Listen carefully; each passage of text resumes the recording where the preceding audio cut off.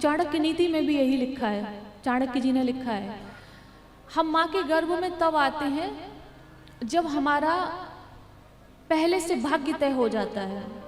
किस घर में जन्म लेंगे, कैसा हमारा स्वभाव होगा, कैसा हमारा रंग होगा, हम क्या करेंगे क्या नहीं करेंगे, कब जन्म होगा कब मृत्यु होगी, अमीर घर में जन्म लेंगे या गरीब घर में जन्म लेंगे, किसी अच्छे महल में लेंगे या फुटपाथ पे लेंगे, ये सब पहले से तय होता है।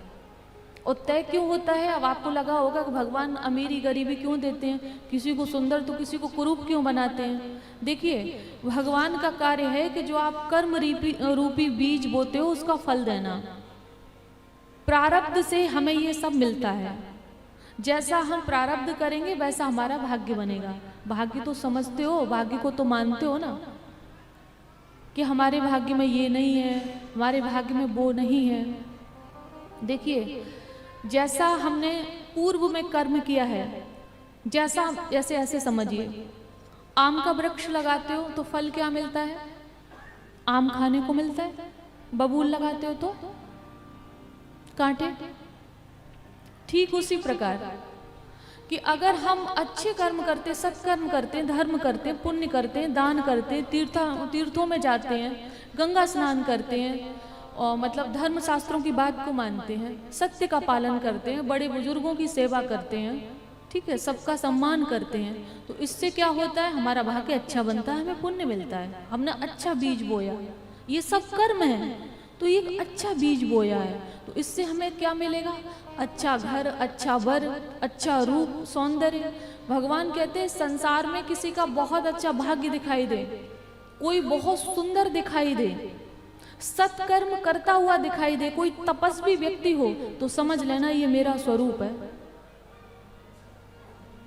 और कोई दुराचारी हो, कोई सट हो, कोई दुष्ट व्यक्ति हो, तो समझ लेना कि ये किसी असुर का स्वरूप है।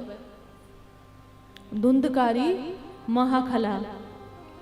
धुंधकारी के लक्षण बताए थे कि क्या क्या कार्य करता है। तो मानव है, अगर मानवों में मानवों वाले कार्य नहीं हैं, तो अर्थात हम मानव ही नहीं हैं। तो आज राजा परीक्षित का जब जन्म हुआ, तो पहले एक रूल था कि जब बालक का जन्म होता था, अब इस समय हमारे खुशी मनाने का थोड़ा तरीका बदल गया है। अब तरीका क्या ये तो मुझे पता नहीं है, लेकिन मुझे ये पता कि बदल गया है। पहले क्या था कि जब बच्चे का जन्म हुआ तो ब्राह्मणों को बुलाते थे, ज्योतिषाचार्यों को बुलाते थे, और भी जो हमारे सेवक होते, कार्य आदि करते हैं, वो लोग आते, तो उन सबको दान पुण्य किया जाता था। और सबसे पहले पूछा जाता है कि मतलब बच्चे का भविष्य क्या होगा, भविष्यवाणी पूछी जाती थी। तो जब राजा परीक्षित का जन्म हुआ, ये पांडव के स्वर्गारोहण से पहले की बात है, तो राजा युधिष्ठिर ने ज्योतिषाचार्य और ब्राह्मणों को पूछा कि इस बालक का भविष्य क्या होगा। भाई, हमारे परिवार में गौ माता की रक्षा की जाती है, सेवा की जाती है, संत ब्राह्मणों का सम्मान किया जाता है, तो क्या ये बालक हमारे परिवार के नियमों का निर्वाह करेगा, पालन करेगा? तो उन्होंने कहा कि ये सत्यवादी होगा, गौ रक्षक होगा, शरणागत की रक्षा करेगा, धर्म कर्म करेगा, सब कुछ अच्छा है, दान पुण्य आदि करेगा, लेकिन बस एक ही कमी है। क्या? तच्चिकाद आत्मनो मृत्युम द्विजपुत्रो पसर्जितात। कहा कि बस एक ही कमी है कि इस बालक की मौत सर्प के डसने से होगी। बड़ी गंभीर बात है समझने के लिए। भागवत में ये 2 जगह आया है। हम कहते हैं कि अगर हम उस जगह नहीं जाते तो ये दुर्घटना नहीं होती।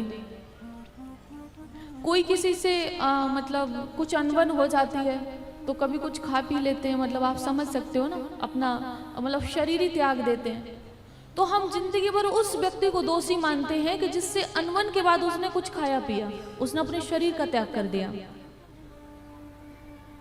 या हम कहीं कुछ कार्य करते हैं तो लाइट से करंट वगैरह लग जाता है तो उससे भी मौत हो जाती है, अग्नि से जल के मौत हो जाती है। तो भागवत में लिखा है कि कोई भूख से तड़प के मरता है, कोई बीमारी से मरता है, कोई दुर्घटना से मरता है, कोई जहर खा के मरता है, तो कोई आग लगा के मरता है।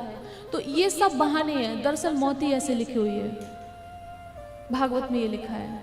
और ये प्रमाण यहीं पर है कि अभी एक छोटे से बालक का जन्म हुआ है और ज्योतिषाचार्य बता रहे हैं कि इस बालक की मौत सर्प के डसने से होगी और भविष्य में क्या क्या करेगा ये भी सब बता दिया।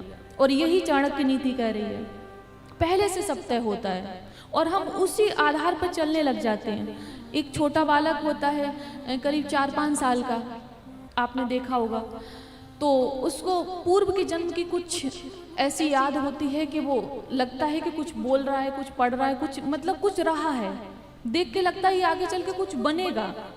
और एक बालक ऐसा होता है कि वो 10 साल 15 साल का हो जाए, उसे सिखाते सिखाते परेशान हो जाए, कुछ आता ही नहीं है, क्योंकि उसके प्रारब्ध में कुछ है ही नहीं, तो आएगा कहाँ से, आप कितनी भी कोशिश कर लो। तो राजा युधिष्ठिर ने कहा कि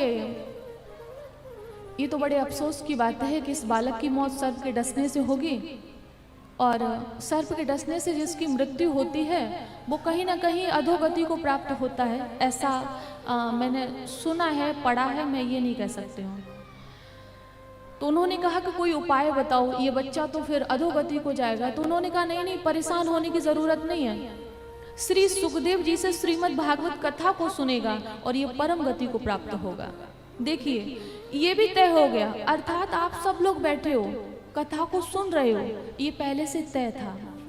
आप लोग आए नहीं हो, आपको बुलाया गया है, आपके प्रारब्ध में ये था, कथा होगी, महाराज जी की आप कृपा पात्र बनेंगे, उनका आशीर्वाद मिलेगा, वो आप लोगों पर कृपा करेंगे, साध्वी आर्य पंडित आपको कथा सुनाएंगे, ये पहले से लिखा था। और शायद आप लोगों को सुनाने के लिए हम कथावाचक बने, कोई बचपन से कथावाचक थोड़ी होता है भाई, 2-4 साल 10 साल का बच्चा क्या जाने, ईश्वर की कृपा होती है तभी ये सब संभव है।